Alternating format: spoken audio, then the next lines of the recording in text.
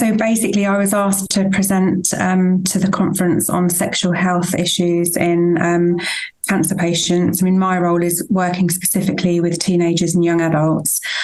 So I just kind of spoke about the types of things that people need to be told about when they have a cancer diagnosis, and what's different to having a cancer diagnosis. So the types of things that they need to know within their sexual relationships in order to keep them safe, how to go about having those types of conversations, what specific things we need to address, what information, that we need to be given to patients to make sure that, that they understand what they need to do to keep themselves safe.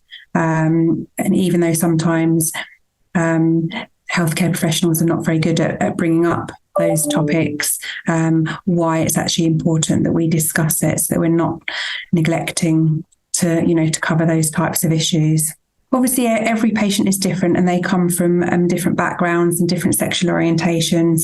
So, when I'm introducing myself to a patient, it's kind of asking them about, it's having sort of an open, inclusive dialogue, asking them what type of relationship they're in, what type of sex they might be having, so that we can then give information that's tailored specifically to them.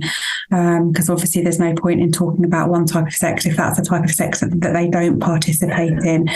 But for example, if they're sort of participating or thinking about having anal sex, it's just letting them know the information that they need to know to keep them safe. So, for example, if they have very low platelets, that they're at, much higher risk of bleeding. So if their platelets, for example, we have to kind of have some kind of a threshold, but if their platelets are less than 50, we would advise them to not participate in anal sex whilst their platelets are that low.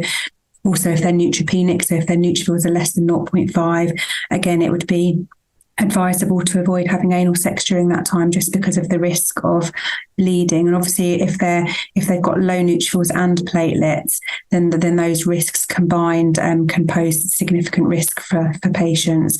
So it's kind of about talking to them about the nitty-gritty of the types of information that they need to know to help to keep them safe.